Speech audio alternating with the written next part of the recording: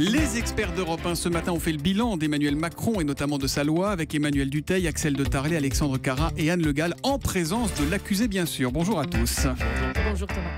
Axel de Tarlé, on commence avec vous et le feuilleton, la saga Renault-Nissan, ménage à trois tumultueux si on y ajoute l'État. Exactement, bonjour Monsieur Macron, parce que Renault-Nissan est l'une des rares alliances dans l'automobile qui fonctionne très bien. Et ça fonctionne très bien parce qu'il y a un équilibre subtil entre français et japonais. Or, c'est tout à votre honneur, mais vous avez voulu renforcer, affirmer l'ancrage français de cette alliance en montant au capital, en obtenant des droits de vote double. Du coup, côté japonais, on se sent un peu lésé, on a l'impression d'être un partenaire au rabais, j'allais dire. Est-ce que, à trop vouloir défendre, à trop vouloir affirmer le caractère français de cette alliance, vous ne risquez pas de fragiliser ce groupe Renault-Nissan qui, encore une fois, fonctionne très bien et est considéré même comme un modèle de réussite en termes d'alliance? Vous avez raison de dire que le groupe, l'alliance Renault-Nissan fonctionne très bien. Et ce que nous avons voulu faire, et ce que j'ai constamment dit, c'est qu'il fallait la renforcer. Qu'avons-nous fait ? Nous avons en Assemblée Générale, comme n'importe quel actionnaire familial, ce qui d'ailleurs a été le cas dans d'autres groupes l'a fait, défendu nos droits de vote double, que la loi votée il y a un peu plus d'1 an par les députés en France ont permis. Dans beaucoup d'autres pays, ceci existe. Parfois, c'est 5 droits de vote par action, d'autres fois 10. Si vous êtes actionnaire de Google, vous aurez face à vous des actionnaires de long terme qui ont 10 droits de vote. Bon. Et donc, nous sommes chez Renault depuis 45. Nous avons défendu nos droits de vote double. Et pour ce faire, nous sommes montés de 15% à 19%. J'ai dit dès le début, je vous le redis aujourd'hui, nous repasserons à 15% de détention. Quand, monsieur Macron ? Dès que les intérêts patrimoniaux des contribuables seront pleinement préservés. C'est-à-dire qu'on ne va pas perdre de l'argent dans cette opération. On n'est pas loin de pouvoir le faire. Il faut le faire de manière progressive. Maintenant, qu'est-ce que c'est l'alliance Renault-Nissan ? C'est un jeu de participation croisée et puis c'est surtout une intégration industrielle, un rapprochement que mènent depuis 2002 Louis Schweitzer puis Carlos Ghosn. Quand nous avons conclu cette alliance, l'État avait 40% dans Renault. Qu'on ne vienne pas m'expliquer que parce que nous avons défendu des droits de vote double, nous fragilisons l'alliance. Nous avions 40% chez Renault. Donc nous avons défendu ces droits de vote double parce que ça mécontentait certaines et certains qui ne sont pas toujours du côté japonais. Donc moi, je suis là-dessus solide sur mes appuis. Il n'y a pas de connivence, il n'y a pas non plus de volonté de reprendre un contrôle de l'État. Nous n'avons absolument pas les moyens. L'État va avoir 28 et les Japonais 0. En droit de vote. Pourquoi le faites-vous? Pas en intérêt économique. Oui, en droit de vote. Vous avez peur qu'un jour, au fond, les Japonais finissent par prendre le contrôle de Renault et que Renault soit dirigé depuis Tokyo et non plus depuis Billancourt? C'est ça la crainte? Non, pas du tout. Je pense que c'est important compte tenu de ce que nous avons mis dans cette entreprise, compte tenu de l'investissement que Renault a fait dans Nissan quand Nissan allait mal, que nous puissions défendre les droits de vote qui vont avec notre participation, c'est-à-dire les 15,01% que nous avons, pour précisément défendre cette capacité à avoir une minorité de blocage en Assemblée Générale. C'est-à-dire éviter que des décisions structurantes puissent se prendre sur le groupe sans que l'État français ne soit d'accord. C'est un peu technique tout ça, mais est-ce qu'à terme, général, Emmanuel Macron, vous êtes pour la fusion entre Renault et Nissan? Alors ça, j'ai entendu beaucoup de commentateurs le dire, j'ai toujours été très clair là-dessus. Je suis pour deux choses. La préservation de l'alliance Renault-Nissan dans ses équilibres, tels que signés en 2002. Et deuxièmement, l'intégration opérationnelle des deux groupes. C'est pas la fusion. Donc pas de fusion. Mais elle n'est pas à l'ordre du jour, elle n'a pas à être à l'ordre du jour. Il y a un travail qui est conduit depuis des années, qui est de rapprocher opérationnellement les deux groupes. C'est-à-dire d'être plus forts ensemble, parce qu'on produit plus de véhicules. Donc d'innover ensemble, d'acheter ensemble, de pouvoir vendre ensemble. Mais ça s'appelle pas la fusion, puisque j'ai toujours dit, dès le début, je suis pour préserver la gouvernance telle qu'elle a été définie en 2002 par l'Alliance. Il n'y a pas de problème avec Carlos Ghosn, entre lui et vous? J'ai constamment dit que Carlos Ghosn, en tant que manager, avait la confiance de l'État actionnaire. Il se prend parfois pour un actionnaire. J'ai simplement rappelé la grammaire dans laquelle nous vivons. Elle vaut pour l'État comme pour les managers. Il y a des actionnaires et il y a des dirigeants. Et il faut que les dirigeants fassent le métier de dirigeant et les actionnaires le métier d'actionnaire. Emmanuel Dutheil, chef du service économique d'Europe 1, vous avez des questions à poser au ministre de l'économie sur le diesel? Oui, effectivement, on va rester un petit peu sur ce secteur automobile. On sait depuis la fin de la semaine dernière que Volkswagen a bien triché en France également sur l'oxyde d'azote, mais également sur le CO2, comme le groupe l'a reconnu. Est-ce que vous, en tant que ministre de l'économie, vous avez la certitude que les groupes français n'ont pas triché? Écoutez, j'ai eu des engagements forts de ces derniers, mais nous avons lancé avec Ségolène Royal des contrôles. Donc c'est ça que nous allons mesurer. Je pense que les groupes français... On a déjà les résultats pour Volkswagen, donc est-ce que les groupes français aujourd'hui ne présentent pas de problème? A priori non.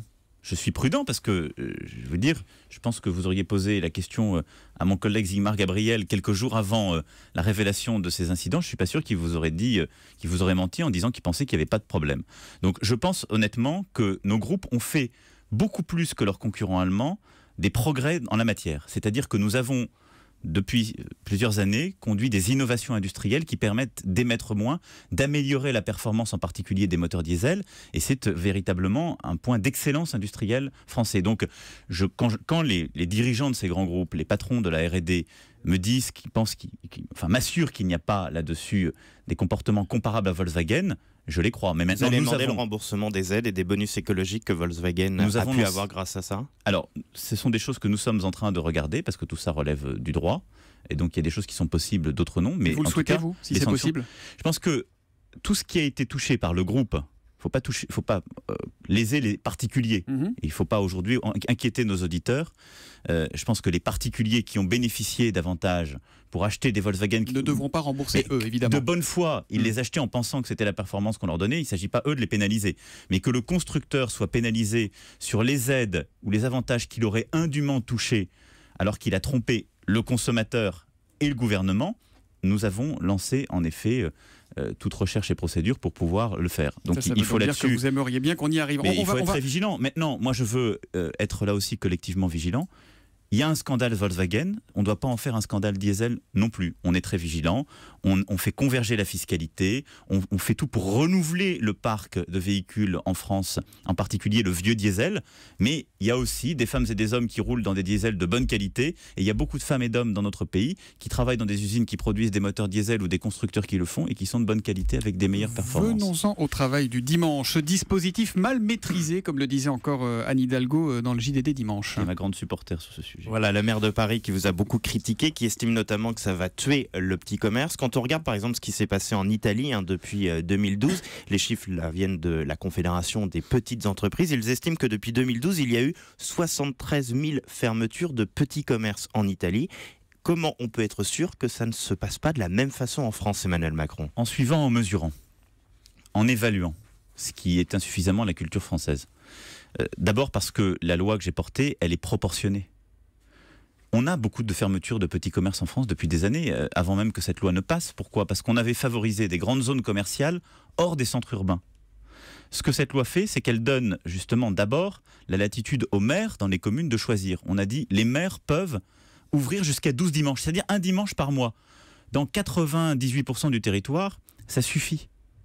Quand le maire de Bordeaux a voulu faire respirer sa ville, il avait d'ailleurs d'abord voulu la classer en zone touristique. Puis il s'est aperçu qu'un dimanche par mois suffisait. Donc il y aura cette latitude. Ensuite, on a clarifié, simplifié les règles pour classer sa commune en zone touristique ou commerciale. Là, on peut être ouvert tous les dimanches de l'année avec des règles claires.